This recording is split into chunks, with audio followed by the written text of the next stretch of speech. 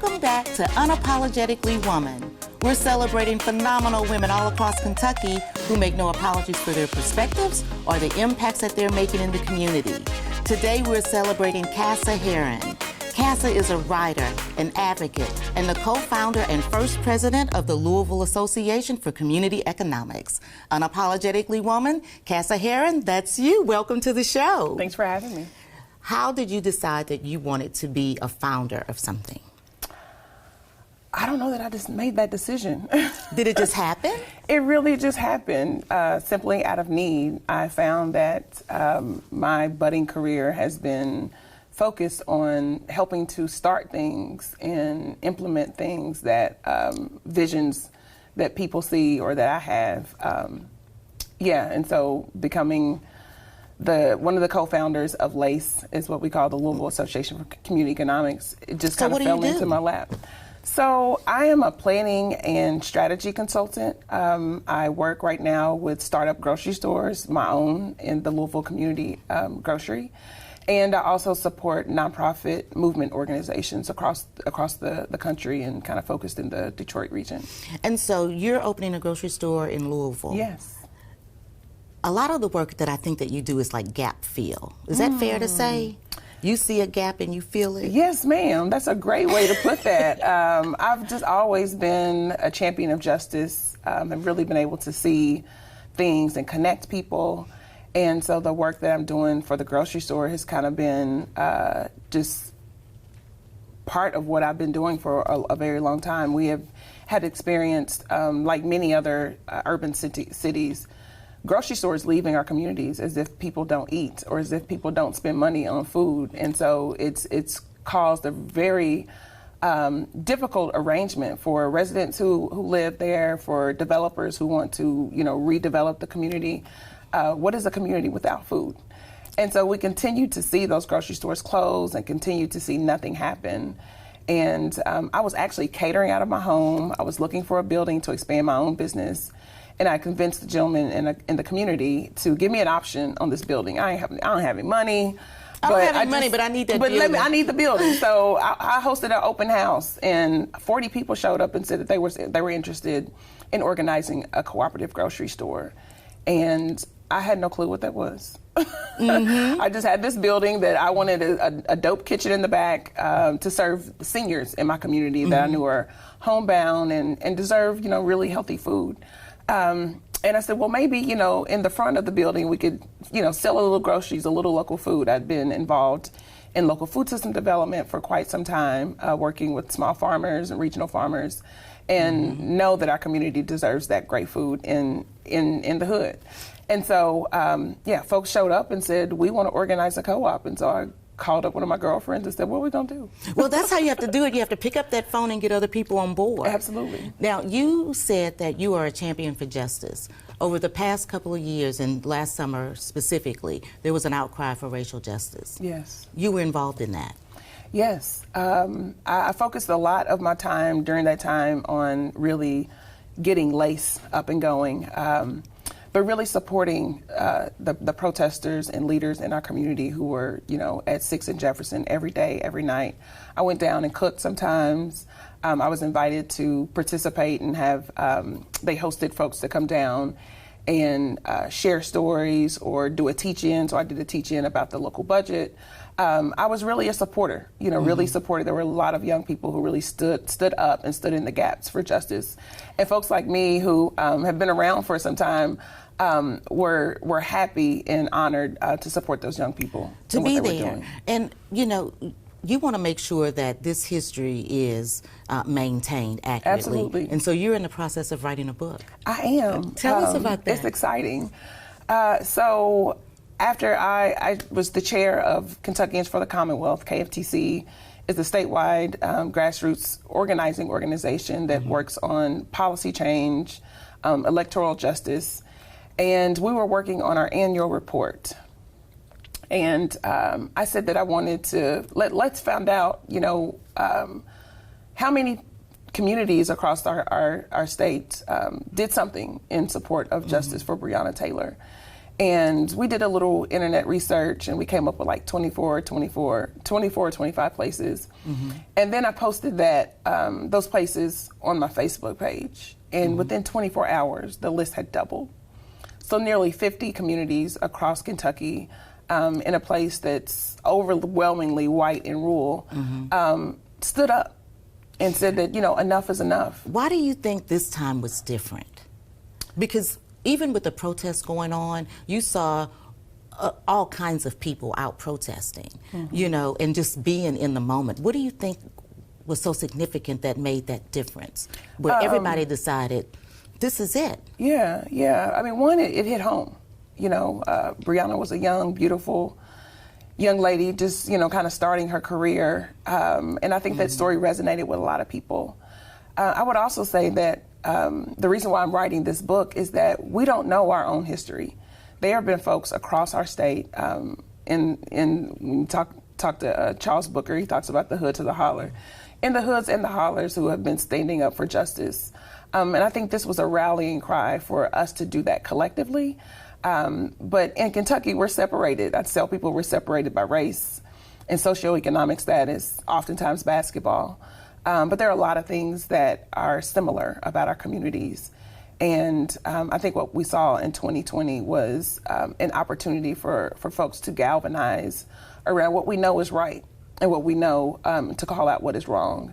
And I think that's why we saw young people, LGBTQ people, women, really stand up in the gap and organize their community and say that we're going to stand up and be in support of justice for this young woman and be in solidarity with those folks that are Jefferson Square and Injustice Square is what folks called it, day in and day out to make sure that we're getting the justice that is deserved. Do you think we're getting it? I don't. I think that right now our public safety officers and that whole economy is winning. The outcry, what we're seeing around gun violence. I was talking to my brother this morning who is an ex-Marine, and he was like, you just got to get a gun.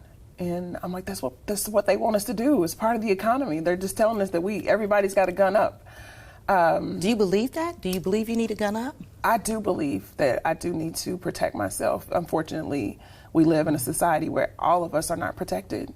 And I love my German Shepherd, and I don't know that she's enough to protect me and my children. So I am considering becoming a gun owner. I'm not comfortable with guns. I've shot them before.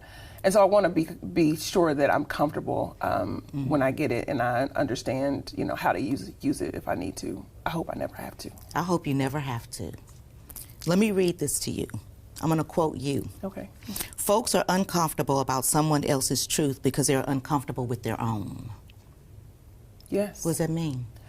Yes. I think that so many of us have gone through a lot in our lives and we've experienced a lot. And if you're not able to dig down and sort that out, you live a life that's fake, that's not true. And you can't be true to other people if you're not true to yourself. And I found that in my life. I don't know what it is that God placed in me, but I've always been outspoken. I've always had the ability to say what is difficult without much thought about the consequences. What do you think gives you such great courage to do that? Because people that put themselves out there, you have to make yourself vulnerable, to be a target for somebody else. What gives you that courage to do that? I call it one of my superpowers. I think that God places superpowers in all of us. And the beauty of the co-op work is that we all get to bring our superpowers to the table and figure out what we're going to do, whether we're building a grocery store or building co-op housing or developing a solar business.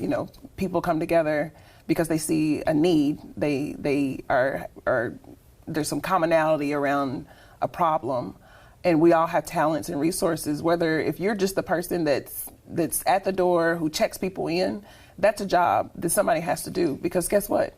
If nobody checks folks in, we don't have a way to connect with people after they leave the meeting. You don't have to be the person that's facilitating the meeting or has the mic, but everybody has a role.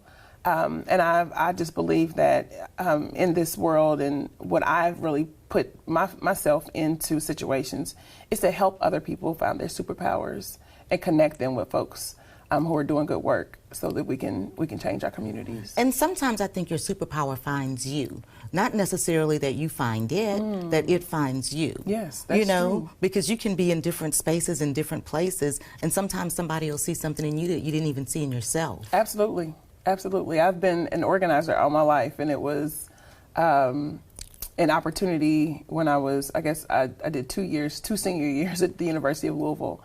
And the summer between my 2 senior years, there was a woman who came to Ricky Jones' class, and talked about an organizing opportunity, an internship over the summer. And I applied and was able to organize with workers and leaders from the United Food and Commercial Workers Union in Syracuse, New York. But it was the first time that I had like a formal organizing training. And I was like, I've been doing this my whole life. This is what I've been doing. I've been doing, yeah. So yes, she found me. They found me. That's great. That's great. Let me ask you this. I'm going to quote you again because you say some things that kind of resonate with me. Can we normalize giving people what they need instead of what makes the giver feel good? Yes.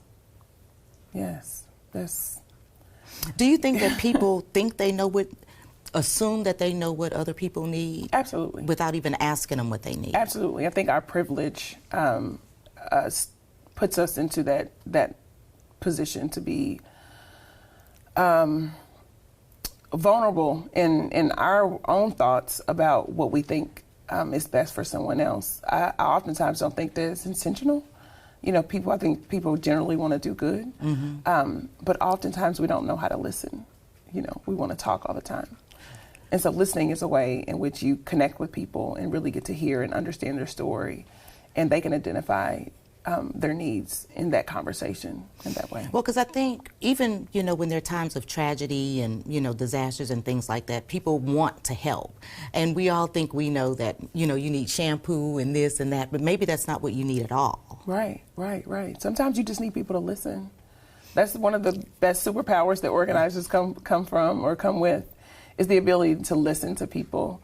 And I believe in sharing stories is the way that we connect and we build power. Okay, so you're going to be sharing stories. I understand you're getting ready to start a podcast. Yes, so I'm going to write a book. The working title is Summer of Justice, and it's going to be oral history of what we did when the police knocked down Breonna Taylor's door and killed her. What did Kentuckians do? And why did Kentuckians do that? And I want to connect and weave those stories together. Those rallies and protests happened all summer long. And the folks in Corbin don't know what the folks in Paducah did. And the folks in Paducah don't know what the folks in Hoptown did. And so I want to connect those stories and connect those leaders. And also I want it to be a picture book. Take really high quality pictures. And similar to the 1619 project, I want to be able to capture things in the interviews through a podcast that won't show up in the book. So the podcast will be a way to encourage people to share more stories, to get them excited about what's coming in the book. I'm excited. I can't wait for it to start. Yes, I'm very anxious. Now look, you have young women and young girls watching today.